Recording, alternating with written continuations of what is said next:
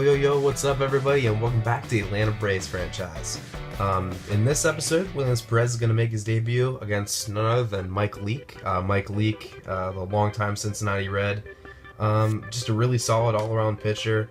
One thing, he's not much of a strikeout guy, but he has a lot of break on his pitches, so there's definitely going to be a lot of ground balls in this game, that's for sure. Because Williams Perez also is going to make his debut. He also generates a lot of ground balls, and it's just going to be very important to him to limit the hits. He already does a pretty good job of not allowing too many home runs, and he's okay with walks, but I hope that, there's not too many hits that go through the infield and stuff like that. But without further ado, let's get it.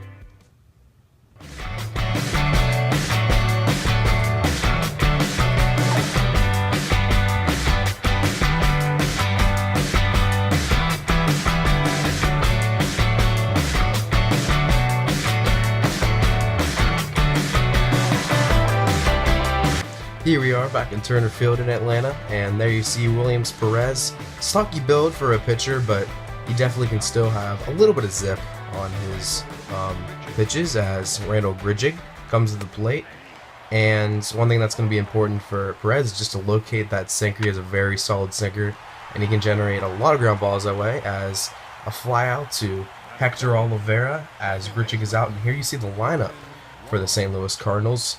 Grichuk, Colton Wong, Matt Carpenter.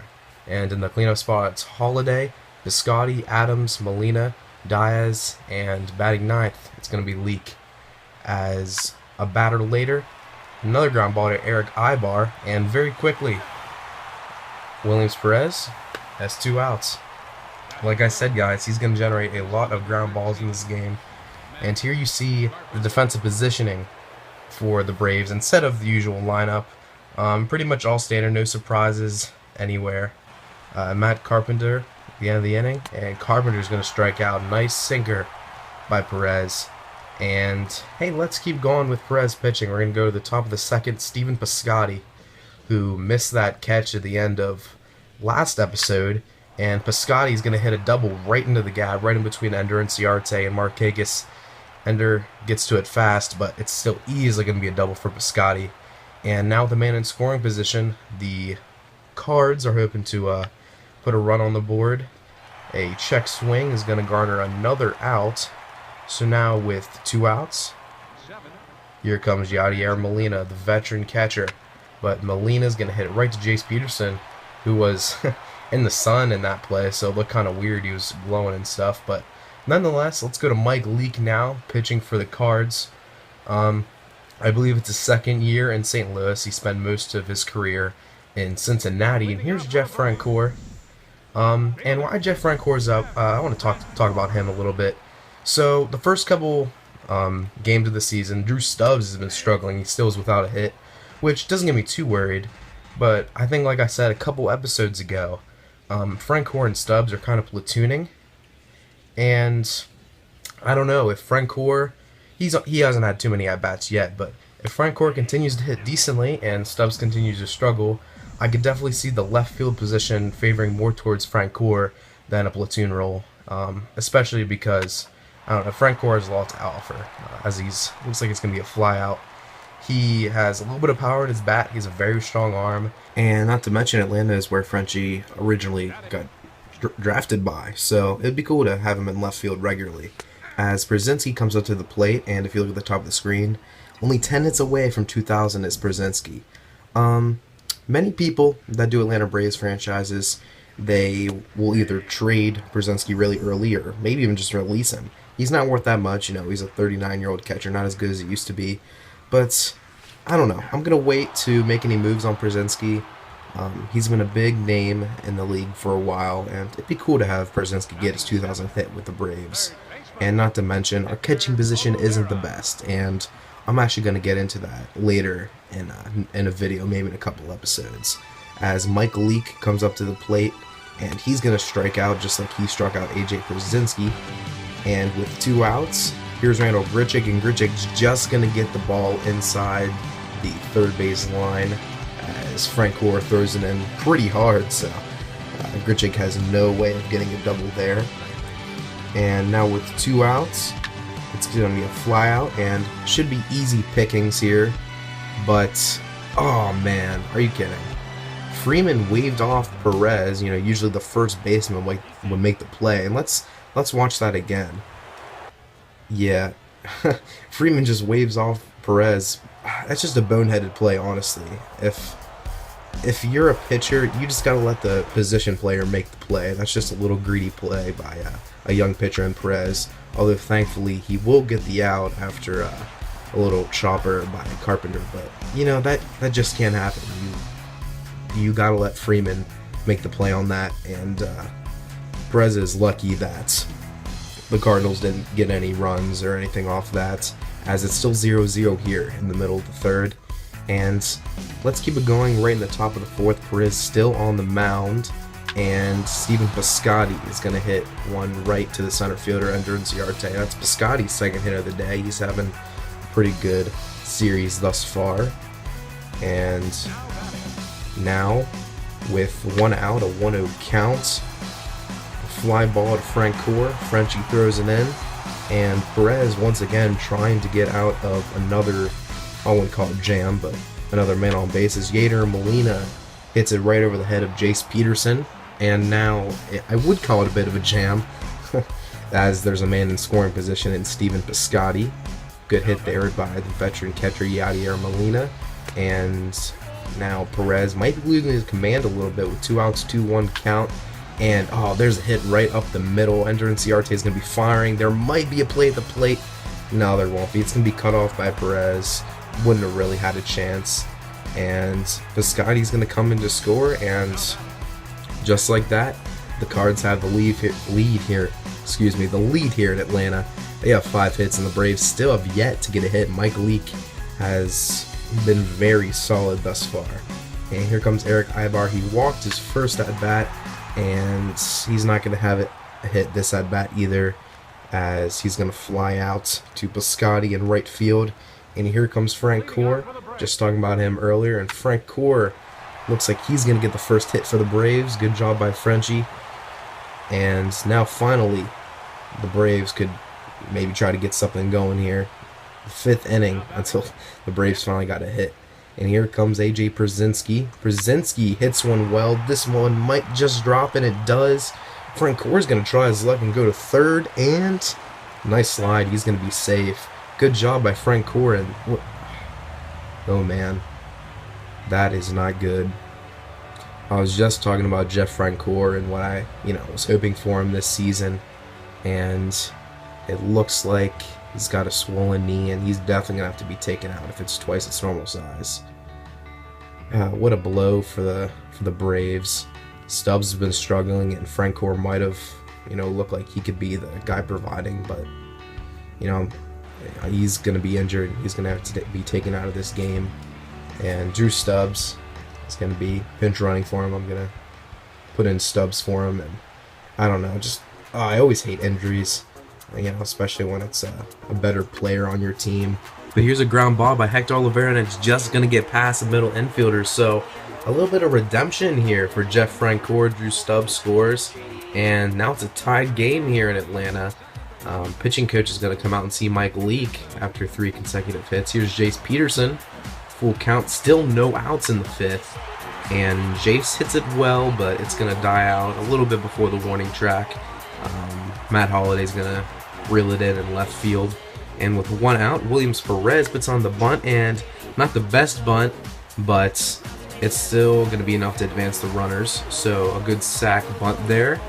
And with 2 men in scoring position, Ender Inciarte, who already struck out twice this game, is looking to do a little bit of something for the team. The pitch, and Ender's going to make that 3 strikeouts. A wicked breaking pitch by Leake. And the Cards are going to get out of the inning with only giving up 1 run.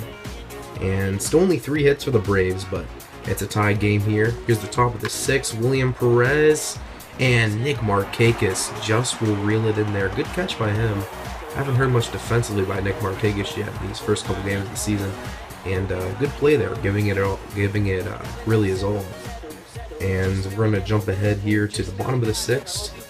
Eric Aybar still without a hit in this game, and there it is. That's why he's our MVP, guys. Eric Aybar just being himself. And here's Nick Markakis. He made that spectacular catch earlier. And here comes Eric Ibar. He's going to steal, and he's going to be safe. Nice jump by Eric Ibar. That's just an MVP doing MVP things, man. That's Eric Ibar being Eric Ibar. You got to love it. Good jump.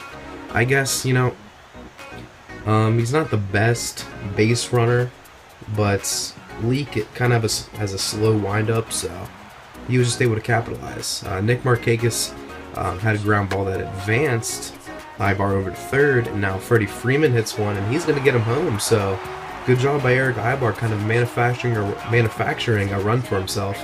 A single, a stolen base, moved over to third, and now Freddie Freeman with the RBI ground out. It's what you like to see from the Braves, and now we have the lead. Drew Stubbs, who came in earlier for the injured Francoeur, and Stubbs looks like he's going to have his first hit here. It looks like he's going to hit the gap. And I'm kidding. The Cards love making all these diving catches. Last episode it was Steven Piscotty, and now it's Randall Grichig. But hey, you know what? We still have the lead, and we're going to jump to the top of the 7th. Williams Perez still in the game. He's going to get Yadier Molina to ground out to Eric Ibar at short. And yeah, that's right, guys. Williams Perez, it's the 7th inning, and he's still in the game here. I mean, if he's only throwing 81 pitches, might as well keep him in. All those ground ball outs have really helped him with his pitch count. And hey, that's what you like to see from the young pitcher. And speaking of young players, here's Almides Diaz, the rookie. And Diaz is going to hit one right on the inside of Hector Oliveira. And that's going to be a single. And, with only a 1-run lead, Perez had a pretty solid game. But it was a bit of a tough call, but I decided with a lefty Hazelmaker coming up, I decided to call for a lefty of my own with Eric O'Flaherty. But you know what? Williams Perez still had a very solid game. 6 1/3, under 90 pitches. You can't really ask for much more. Although I was a little nervous here when O'Flaherty threw the walk. But I don't know. I had faith. And here comes Colton Wong. 2-2 count, and Flatherty's going to get Wong looking. So a little bit of a scare, but we do get the out. Good pitching there by O'Flaherty. And here's Hector Oliveira. He had a single earlier, and now he's going to hit another one right up the middle. And Oliveira having a pretty good game. Has had a couple assists defensively, and now he has his second hit. And with Tyler Lyons pitching, I decided to steal with Hector Oliveira. Mike Leake earlier in the game has a pretty slow windup, and so does Lyons. Hector Oliveira is not particularly a fast player, but he's also not slow. So when there's these pitchers with slow windups, I have no hesitation swiping a bag and putting him in scoring position. And now Jace Peterson, who flied out in an RBI situation earlier, is going to single, and here's the throw, and Oliveira just gets in. So now we have a 2-run lead. Some good insurance we could use, because when you're facing the Arizona Cardinals, you never know. They're definitely the kind of guys to come back. And here comes Jason Grilli. He's looking for a good bounce back outing after giving up a home run his last outing, and he does just that, striking out Steven Piscotty. And here comes Aroldis Vizcaíno, our closer, and he's looking to close out the game. The relievers have been doing such a good job. Vizcaíno no different, as he picks up his second save of the season, and Williams Perez picks up his first win. Very good day for the Braves, aside from the Francoeur injury, which hopefully is not too serious. Very good job by the bullpen. Hitting wise, we didn't get that many hits, not that many men on base, but we were able to capitalize and scratch together a couple runs, and Williams Perez did a very good job starting. There you see Hector Oliveira had a pretty good day, and Ciarte Ibar and Jeff Francoeur and Brzezinski also all had hits. And going over to pitching, like I said, guys, Williams Perez did a pretty good job. He did allow 7 hits, but only 1 run, and that's really the important stat there as a pitcher. No walks also. Pretty good job there. But here's what it all comes down to, guys. I was looking at the injury thing, and thankfully Francoeur isn't going to be out for that long, which is great. I'm still going to put him on the 15-day DL, though, just because, I want to be careful. I wouldn't want him on the roster. I don't want him taking up a roster spot. It's early in the season. I'd rather just put him on the DL. Next episode, Manny Banuelos. I don't know. I usually just call him Manny. He's going to make his season debut. And now with Francoeur on the DL for 15 days, we need to find a replacement. Whoever could that be? It's pretty hard to, find a replacement in the outfield, right? Especially with the Braves organization. But, something tells me it won't be too hard. Thank you guys for watching. Peace out.